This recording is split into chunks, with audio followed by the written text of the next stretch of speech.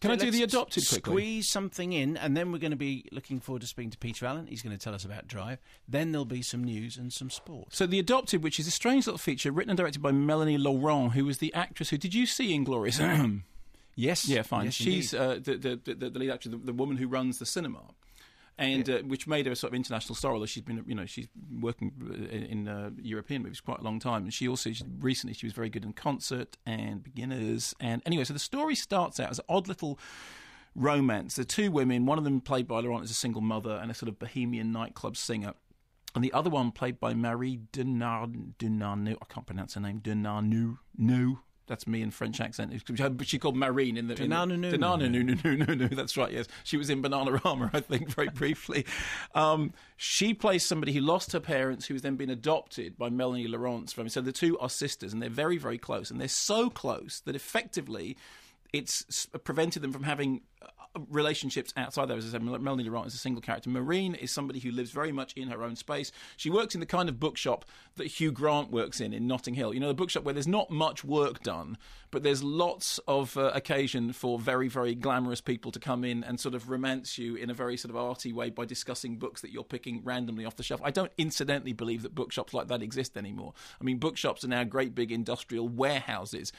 We don't live in the time of a shop around the corner. Anyway, what happens is, guy comes in, a relationship starts. As the relationship with the guy starts to blossom, the relationship with the sister becomes fractious, and there's the question of whether or not this relationship is coming between the two guys. And then something happens, which I don't want to say. Some reviewers may have done. I don't want to, because the film changes tack slightly, and it becomes more and more a film about... the central idea is that in some way everyone is adopted, that families are things that are built through conscious decisions. Remember Kurt Vonnegut wrote about it may have been in Slaughterhouse-5, about a true family is a charis, and charises are groups of people who have connections, and they are rarely found in biological families. And I suppose the reason the thing is called Adopted is, I suppose, because that is a central theme of the film. It's about the way in which relationships are forged and breaking, the way in which families, come together in certain strange ways.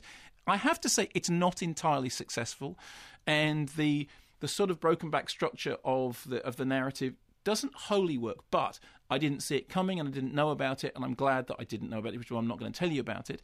And I have to say that Mélanie Laurent has Mélanie Laurent has a very distinctive directorial style.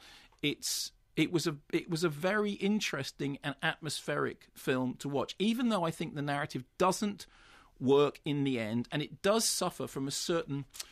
everything is beautiful, everyone is beautiful. I mean, sometimes you could say that, I suppose, even about Catherine Breillat movies. What are you all complaining about when the house you're living in is so spankingly fresh and clean? But her direction of the intimate scenes, I thought, was particularly well done. Her managing the emotional twists and turns of the story, although the narrative itself, not crazy about. The direction handled it very well.